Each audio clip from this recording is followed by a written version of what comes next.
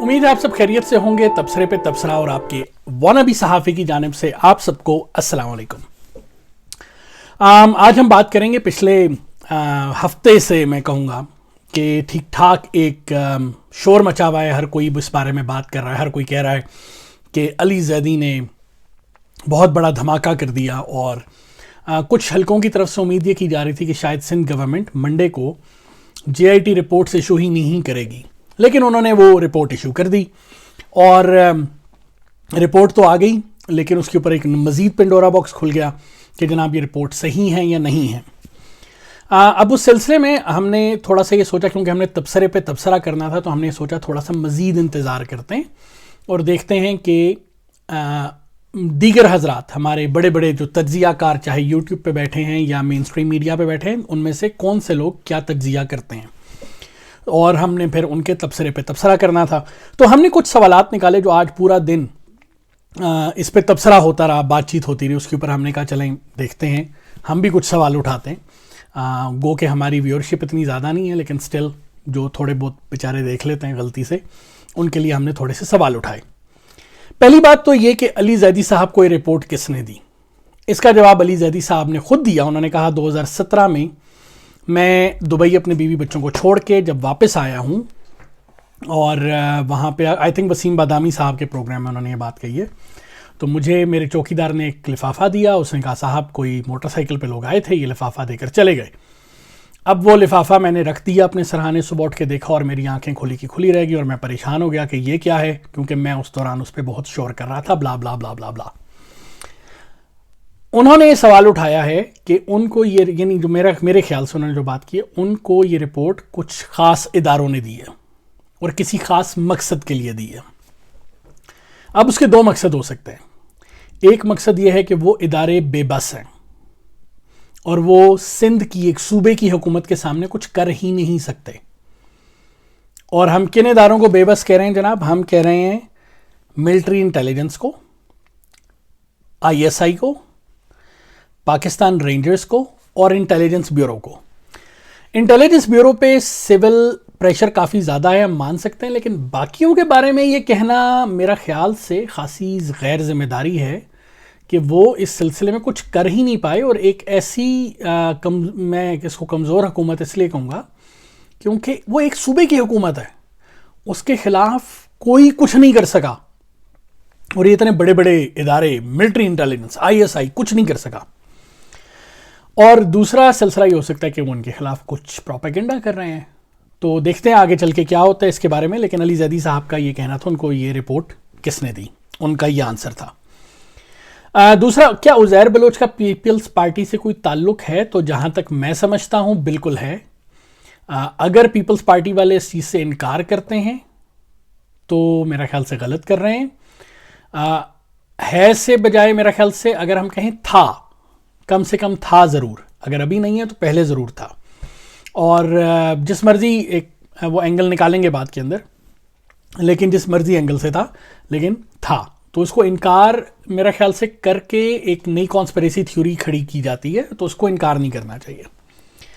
اچھا جی, ذوالفقار مرزا صاحب کہاں ہیں؟ یہ سارا ایکچولی کھیل ذوالفقار مرزا صاحب کا کھڑا کیا ہوا ہے. اگر آپ دیکھیں تو ذوالفقار مرزا صاحب اپنے انٹرویوز میں یہ بات بول چکے ہیں کہ زرداری صاحب نے مجھے بلایا اور بلا کے کہا کہ یا تو تم ایم کیو ایم کی دشمنی دیکھ لو یا پھر میری دوستی. اس طرح کی باتیں وہ کر چکے ہیں. تو ان کا کہنا یہ تھا کہ یہ یعنی ان کا جو مین ریزن تھا چھوڑنے کا سندھ حکومت کو, وہ بھی یہی تھا کہ زرداری صاحب مجھے ایم کیو ایم کے خلاف کارروائی کرنے سے روکتے ہیں. تو میرا خیال سے ذوالفقار مرزا کی یہ جو سٹیٹمنٹ ہے نا, وہ اس پورے سینیریو میں, اس عزیر بلوچ والی جے آئی ٹی میں زرداری صاحب کو کلین چٹ دیتی ہے. آپ ذرا غور اگر کریں تو زرداری صاحب کو کلین چٹ دیتی ہے. لیکن ساتھ میں انہوں نے اور بھی باتیں کی. انہوں نے کہا اپنی بہن کو مروا دیا, یہ کر دیا, وہ کر دیا, وہ ایک انہوں نے نئے پنڈورا باکسز کھولے. اب ان چیزوں پہ کتنا یقین کیا جا سکتا ہے وہ ایک علیحدہ چیز ہے. لیکن اینی ویز ذوالفقار مرزا صاحب کہاں ہیں؟ مجھے لگتا ہے اگر اداروں نے ان کو بچانا نہیں ہے تو ہو سکتا ہے بہت جلد کوئی اینکر ان کو ڈھونڈ لے گا اور ان کا انٹرویو کرے گا. تو ہم اس انتظار میں ہیں کہ ذوالفقار مرزا صاحب میڈیا پہ آئیں اور وہ اس سلسلے میں لب کشائی کریں. کافی عرصے سے ان کو ہم نے دیکھا بھی نہیں. ویسے بھی علی زیدی صاحب کے مطابق وہ مرد کا بچہ ہے, شیر کا بچہ ہے, جس کا بھی بچہ ہے, میرا خیال سے ذوالفقار مرزا صاحب کو ٹی وی پر آنا چاہیے اور اس پورے سینیریو کے بارے میں بتانا چاہیے، کیونکہ ان کے پرانے انٹرویوز کہانی کو چھوڑ سناتے ہیں. اور ذوالفقار علی زیدی صاحب نے آج یہ بھی کہہ دیا جی وہ تو ہو رہا ہے، وہ جب واپس آئے گا میں اس کو ایکسیپٹ کر لوں گا، اور نہ جانے پتہ نہیں امام حسین نعوذ باللہ یہاں پہ کون ہیں جو ان کو ہور بنا رہے ہیں. تو بھائی جان آپ کی عقل کو سلام. اب دوسرا سوال یہ ہے کہ 4 وفاقی ایجنسیز کس رپورٹ کو یعنی اس سے اگلا سوال یہ ہے کہ 4 وفاقی ایجنسیز کس رپورٹ کو صحیح کہتی ہیں. اور اس سلسلے میں ایک بڑا آسان سا حل ہے. انٹیلیجنس بیورو اور سندھ رینجرز یہ آتی ہیں وفاقی وزارت داخلہ کے انڈر، اور جو صوبائی حکومت ہے وہ سندھ رینجرز کو ہر دفعہ بلاتی ہے وفاقی وزارت داخلہ سے ریکویسٹ کر کے. تو اس سلسلے میں اعجاز شاہ صاحب میرے خیال سے آج کل انٹیریئر منسٹر ہیں، ان کو آ کے اس بارے میں لب کشائی کرنی چاہیے. اگر تو یہ ادارے خود سے آ کے بات نہیں کر سکتے تو اعجاز شاہ صاحب ان 2 اداروں کے بارے میں کم سے کم آ کے بات کر سکتے ہیں. رہی بات ملٹری انٹیلیجنس یا ISI کی، تو اس کے بارے میں جو آپ کے DGISPR ہیں وہ بھی آ کے یہ بات بتا سکتے ہیں اس بارے میں. اس سے اگلی بات یہ ہے کہ عدلیہ کو کون سی رپورٹ پیش کی گئی. اس بارے میں تو بڑے آرام سے کیونکہ یہ چیزیں ریکارڈ پہ ہوتی ہیں، عدلیہ کی ہر چیز ریکارڈ پہ ہوتی ہے، تو عدلیہ کو کون سی رپورٹ پیش کی گئی یہ بھی سامنے آنی چاہیے. علی زیدی صاحب کے مطابق کیا باقی ایجنسیاں بک چکی ہیں؟ یعنی ان کا جو الزام ہے وہ بڑا سنگین نوعیت کا ہے کہ جو 4 ایجنسیز ہیں، کچھ سینیریوز ہم ڈرا کرتے ہیں. ایک تو یہ سینیریو ہے کہ انہوں نے کچھ بیان حلفی، کیونکہ ویسے بھی آپ رپورٹ دیکھیں تو اس میں عزیر بلوچ کا بیان ہے، اس پہ انویسٹیگیشن کوئی نہیں ہوئی ہوئی، وہ سارے اس کے بیان ہیں کہ عزیر بلوچ نے یہ کہا، عزیر بلوچ نے یہ کہا، یہ کہا، یہ کہا، یہ کہا. اس کے اوپر کوئی یہ مہر ثبت نہیں ہوئی کہ ہاں یہ اس کا یہ ثبوت بھی ہے، ایسی کوئی بات نہیں آئی ہوئی. اچھا، عزیر بلوچ جو ہے وہ تھانوں میں تقرریاں کیسے کراتا تھا؟ اس کا ایک ہی کنیکشن ملتا ہے، وہ ہیں ذوالفقار مرزا صاحب. تو ذوالفقار مرزا صاحب کے مطابق وہ عزیر بلوچ سے اردو سپیکنگ یا MQM والوں کو مرواتے تھے. تو اس سلسلے میں ذوالفقار مرزا صاحب کو بالکل بری الذمہ کیسے قرار دیا جا سکتا ہے، یہ چیز سوچنے کی ضرورت ہے. اور عزیر بلوچ کس کے ذریعے سے کرواتا تھا یہ تھانوں میں تقرریاں؟ کیونکہ جو ٹرانسفر پوسٹنگز ہوتی تھیں ان کو دیکھا جا سکتا ہے کہ کس منسٹر کے کہنے پہ ہوئی، اس منسٹر کو سمری کس کی گئی، IG کی گئی، DIG کی گئی، وفاقی حکومت کی طرف سے گئی. DIG اور IG کی سمریز کون سی وفاقی حکومت کب کس طرح کیسے کون سا منسٹر دیتا تھا، یہ ساری چیزیں نکالی جائے. رحمان ملک صاحب کا نام آ سکتا ہے اس میں، بہت ساری چیزیں آ سکتی ہیں. اچھا، اس کے بعد کیا عزیر بلوچ جو ہے وہ رینجرز پر بھی اثر انداز ہوتا تھا یا نہیں ہوتا تھا؟ کیونکہ عزیر بلوچ کے بارے میں یہ بات بھی کہی جا رہی ہے کہ وہ رینجرز کو بھی اس نے قتل کیا، کچھ رینجرز کو. تو ان پہ وہ کتنا اثر انداز ہوتا تھا؟ کیونکہ رینجرز تقریباً 2 یا 3 دہائیوں سے کراچی میں موجود ہیں. 2 دہائیوں سے تو میں خود بھی دیکھ رہا ہوں، 2-2.5 دہائیوں سے کہ رینجرز کراچی میں تقریباً آئی تھنک 90s سے ارلی 90s سے رینجرز وہاں پہ موجود ہیں. تو ان پہ وہ کتنا اثر انداز ہوتا تھا یہ بھی سوچنے کی ضرورت ہے. اور اس سے اگلا سوال یہ ہے کہ کیا پاکستان پیپلز پارٹی اتنی طاقتور ہے کہ وہ وفاقی ایجنسیز جن میں MI اور ISI جیسے ادارے آتے ہیں وہ ان پر بھی اثر انداز ہو سکتی ہے کہ اس نے وہ رپورٹ جو ہے اس کو مینوپولیٹ کیا اور پریشرائز کر کے اس نے ایک رپورٹ ہی چینج کرا دی. یعنی وہ ایجنسیز جو نواز شریف کے ہتھے نہیں آتی لیکن پیپلز پارٹی کے ہتھے آ جاتی ہیں، یہ بھی ایک کویشچن ہے. اس کے بعد اگر PP حکومت نے رپورٹ کو تبدیل کیا ہے تو کیا یہ الزام سیدھا فوج اور اس کی ایجنسیوں پر نہیں جا رہا کہ انہوں نے کوئی ڈیل کر لی ہے پیپلز پارٹی کے ساتھ؟ یہ بھی سوچنے کی بات ہے کہ ان ایجنسیز کی پیپلز پارٹی کے ساتھ کون سی ڈیل ہوئی ہے، کس طرح کی ہوئی ہے اگر انہوں نے چینج کیا تو.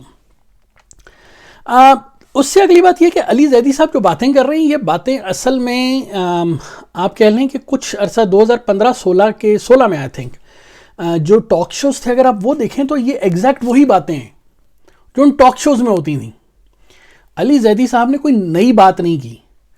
تو سوال یہاں پہ یہ ہے کہ اس وقت 2 سال کے بعد علی زیدی صاحب کو ایسی ایک دم سے کیا یاد ستائی کہ بجٹ کی تقریر ہو رہی ہے اور ایک دم سے وہ کہتے ہیں یہ لوگ ہمیں بجٹ پہ باتیں سنائیں گے جن کے یہ کارنامے ہیں.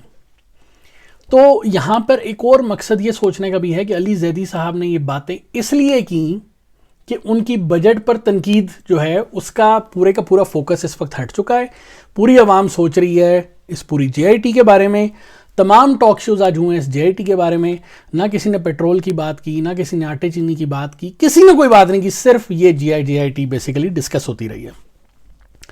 اس کے بعد عامر لیاقت صاحب نے ایک بڑی مزے کی شرلی چھوڑی. انہوں نے کہا جی یہ رپورٹ جو ہے وہ علی زیدی کو ہائی کورٹ نے دی ہے, سپریم کورٹ نے دی ہے, سوری. تو سپریم کورٹ جو ہے یا ہائی کورٹ, جس نے بھی, ہائی کورٹ نے آئی تھنک انہوں نے بولا تھا, انہوں نے کہا ہائی کورٹ نے دی ہے. تو علی زیدی جو ہیں وہ پھر اگر ہائی کورٹ نے دے دی تھی ان کو یہ رپورٹ تو اتنے سے دھکے کیوں کھا رہے تھے عامر لیاقت صاحب؟ کچھ ذرا سوچ کے بات کیا کریں. اچھا, اس کے بعد جو ہے ہم ڈفرینٹ اور قسم کی باتیں تھیں اس طرح کی, اور اس کے اندر بے تحاشا لوگوں نے, جس طرح شاہ زیب خانزادہ جو ہیں انہوں نے بڑا زبردست قسم کا گرل کیا اس پورے سچویشن کو, دونوں قادر پٹیل کو اور علی زیدی کو, دونوں کو بڑے زبردست طریقے سے انہوں نے گھیرا.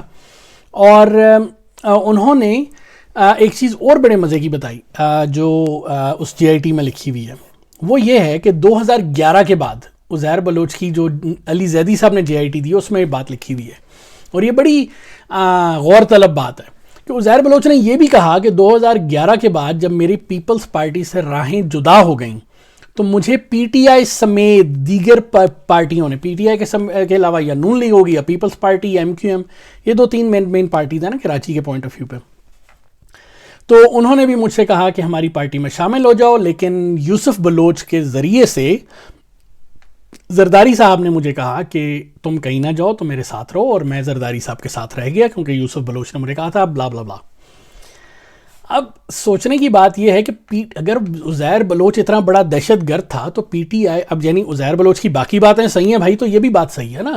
ایسا تو نہیں ہو سکتا کہ نہیں یہ میرے بارے میں یہ غلط ہے.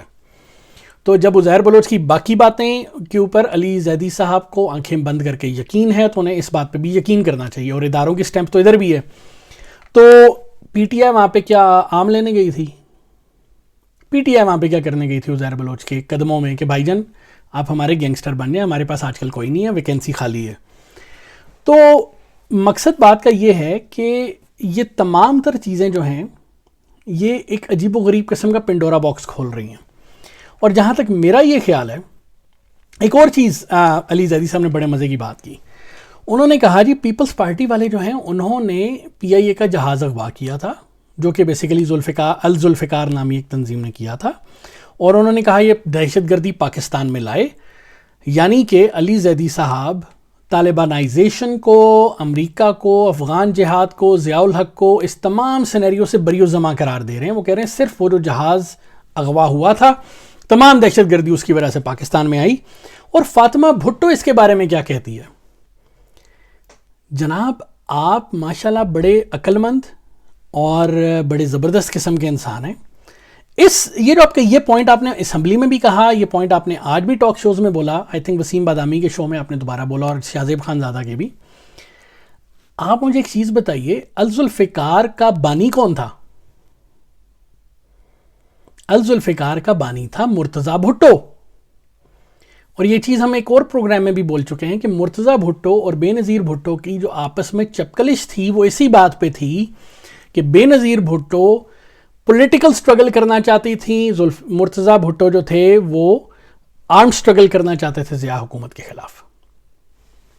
اب ایسی صورتحال میں آپ اس پارٹی کو الزام دے رہے ہیں جس نے اس آرم سٹرگل کے خلاف جا کر اپنے بھائی سے ایک عورت نے کنارہ کشی اختیار کی اور پولیٹیکل سٹرگل کی, اور آپ اس کی بیٹی جس نے وہ آرم سٹرگل کی, جس نے وہ جہاز اغوا کرایا, اس کے پیغامات کو کوٹ کر رہے ہیں. تو یہاں پہ آپ کا باعث کس طرف ہے وہ ذرا آپ سوچیے اس بارے میں. تو یہ بار بار پیپلز پارٹی کو آپ 10,000 باتیں کر سکتے ہیں, ان کی بہت ساری غلطیاں ہیں. میں ہمیشہ ایک بات کہتا ہوں, کرپشن کے معاملات میں, بد انتظامی میں بہت ساری چیزیں آپ کر سکتے ہیں, لیکن اس چیز میں آپ ان کو ٹارگٹ نہیں کر سکتے. یہ آپ بلو دا بیلٹ پروپیگنڈا کرتے ہیں صرف اس لیے جب آپ کے پاس کوئی لاجک نہیں ہوتا تب آپ اس طرح کا پروپیگنڈا کرتے ہیں. تو یہ آج کا اوورال میرے خیال سے جو سچویشن کریٹ کی گئی ہے اس ٹائم کے اوپر, یہ سچویشن اس لیے کریٹ کی گئی ہے تاکہ بجٹ کے اوپر بات نہ ہو, اور جو بد انتظامیاں اس وقت ہو رہی ہیں ان پہ بات نہ ہو. اور یہ تقریباً 1 سے 1.5 ہفتہ یہ چیز اس طرح سے چلے گی. کل پرسوں میں ہو سکتا ہے تھوڑا سا ٹیم ڈاؤن ہونا شروع ہو جائے اور یہ چیز ختم ہو جائے گی. JIT کس کی تھی کس کی نہیں تھی اس کے اوپر عدالتوں نے کیا کرنا تھا. ATM I think anti terrorist act جو ہے اس کے تحت اس کے اوپر کوئی کام ہو سکتا ہے, لیکن ہوگا کچھ بھی نہیں, کیونکہ اس کے اندر بہت سے لوگ انوالو ہیں اور معذرت کے ساتھ ہماری کچھ ایجنسیز بھی انوالو ہوتی ہیں. اور یہ پاکستان میں نہیں پوری دنیا میں ہوتا ہے کہ جب آپ نے ایک گینگ کو مارنا ہوتا ہے آپ دوسرے گینگ کو مضبوط کرتے ہیں تاکہ آپ اس کو ماریں. پولیس ہر کسی سے پنگا نہیں لے سکتی. تو ایسی صورتحال میں اور کسی بھی دنیا کے ملک میں ان کی کوشش ہوتی ہے کہ جرم جو ہے وہ تھوڑا بہت چلتا ہی رہے. ان کی بھی تو روزی روٹی چلنی ہے نا. جرم ہمیں 100% ختم ہو گیا, پولیس رینجرز کی کیا ضرورت ہے. تو یہ تھوڑا سا یہ تھوڑا سا تماشا لگا ہے, 1-2 دن میں ختم ہو جائے گا. اور یہ جو سوالات ہم نے اٹھائے اس لیے اٹھائیں کیونکہ یہ فلاز ہیں اس پورے پروپیگنڈے کے. تو سوچئے گا اس بارے میں, آپ بھی سوچئے گا, کچھ اور فلاز آپ بھی نکالیے. اگر آپ کو کوئی چیز بری لگ رہی ہے, کیونکہ ظاہر سی بات ہے اگر کوئی PTI کا سپورٹر ہے اس کو میرا یہ تجزیہ ہے, میرے اکثر تجزیے پسند نہیں آتے ہوں گے, لیکن اگر آپ کو کوئی چیز بری لگ رہی ہے تو کمنٹس میں ضرور بتائیے. I will try to be as unbiased as I can. میں پوری کوشش کروں گا آئندہ کے لیے, لیکن آپ مجھے کمنٹس میں ضرور بتائیے کہ آپ کا اس کے بارے میں کیا خیال ہے. اچھا لگا یا برا لگا دونوں صورتوں میں بتائیے. لائک یا ڈس لائک کا بٹن پریس کیجیے, اس سے بھی ہمیں اندازہ ہوگا کہ ہم جو بات کر رہے ہیں وہ کتنی حد تک صحیح ہے. اور اس کے علاوہ ہمارے چینل کو سبسکرائب کیجئے, نوٹیفیکیشنز یا گھنٹی کے بٹن کو کلک کیجئے. اور اگر آپ کو یہ تجزیے پسند آ رہے ہیں تو باقی اپنا خیال رکھیے, خوش رہیے, آباد رہیے. اللہ حافظ.